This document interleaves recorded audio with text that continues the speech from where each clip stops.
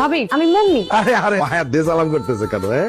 মুন্নি এখানে থেকে পড়াশোনা করতে চাইতেছে। অবশ্যই এখানে থেকে লেখাপড়া করবে। খালার বাসা থাকতে কি ও হোস্টেলে যেয়ে লেখাপড়া করবে নাকি? তোমার জন্য আমি একদম মন ভরে দোয়া করতেছি, তুমি তোমার স্বপ্ন পূরণ করো। কে কে কি ব্যাপার মুন্নি? ভাবি মনে হলো কে দরজার বাইরে থেকে কেউ উকি দিতেছিল।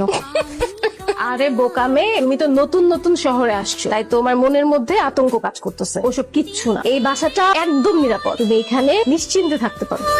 বাইরে কে? ভাবি কে? ভাবি নাকি? করতেছো তুমি? আদা কাটতেছো কেন? আমি তো চাই আদা খাই। ও আদা খান না? ঠিক আছে খালো, দিলাম না আদা।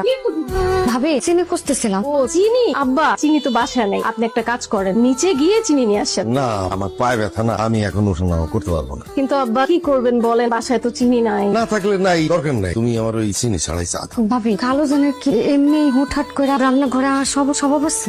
আব্বার আসলে এই স্বভাবটা আছে। আমি পলাশে অনেকবার বলছিলাম, কিন্তু ওর বাবাকে এত ভয় পায় যে ওর বাবার মুখের উপর দিয়ে কিছু বলতেই পারে না। দিনের বেলা এইভাবে কেউ চমকায়? কালো আপনি এই জায়গায়? আমি তো বাসায় ছিলাম, তুমি ছাদে আসবে আমারে বলবা না? শোনো, এইদিকে কয়েকটা খারাপ পোলাপাইন থাকে, ওরা যাতে তোমার ডিস্টার্ব না করতে পারে, এই জন্যই তো আমি তাড়াতাড়ি করে চলে আসছি। ওর খালার তো কোনো আক্কেল জ্ঞান কিচ্ছু নাই, এরকম একটা সুন্দরী মায়াকে একা একা সাথে পাঠায়। আপনি নিচে চলে যান, আমি একটু পরে নিচে নেমে যাবো, আপনি যান। আমি তো যাবোই, কিন্তু তোমারে একা একা ফালায়া যাইতে তো আমার মন চায় না। আমার খালা অসুস্থ, তাই আমার কেমন জানি মনের মধ্যে আনসান করে। ওই মহিলারে বিয়া করে আমি মানে এক খাবলা বিষ খেয়েছি। না, তুমি কাজ করো, আমি থাকি, দেখি কে তোমার ইফটিজিং করে। আমি আসি। ভালো যান, আপনার দাঁড়াইতে হবে না, আপনি নিচে চলে যান, আমি একটু পরে নেমে যেতেছি, আপনি যান। তুমি এরকম করতেছো, তুমি আমার মেয়ের মতো না। শোনো মামনি, তোমারে আমি একটা জিনিস বলি, এই যে হ্যালো, আপনি কি আমার হাতটা ছাড়বেন? হ্যালো, আপনি আমার ছাড়বেন? আচ্ছা ঠিক আছে, আমি যাইতেছি। ওই আমি যেটা কইতে চাইছিলাম, ছাদের এইদিকে আসবা না মামনি, ঠিক আছে? আপনি যান।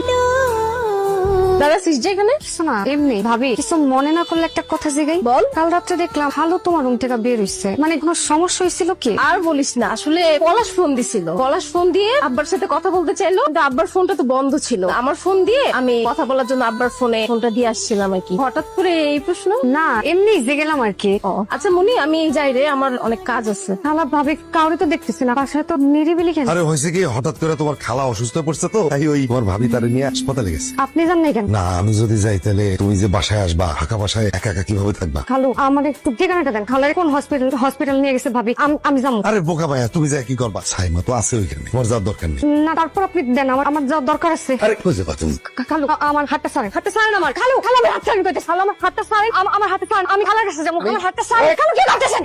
আজকে থেকে আর লেখাপড়া বন্ধ, বাসার বাইরে যাচ্ছে। কি ব্যাপার মুন্নি? কলেজ থেকে আসার পর থেকে দেখতেছি তুই মন খারাপ করে বসে আছিস, কোনো কথাই বলতেছিস না। কি হয়েছে তোর, মন খারাপ? না ভাবি আমি না এই বাড়িতে থাকবো না, আমি কাল সকালে আমার গ্রামের বাড়িতে চলে যাবো। হঠাৎ গ্রামের বাড়িতে যাবি? কি হয়েছে তোর? কিছু হয়নি ভাবি। আচ্ছা যেতে মন চাইলে যাবি, তোর পলাশ ভাই আসছে, তার সাথে দেখা করবি।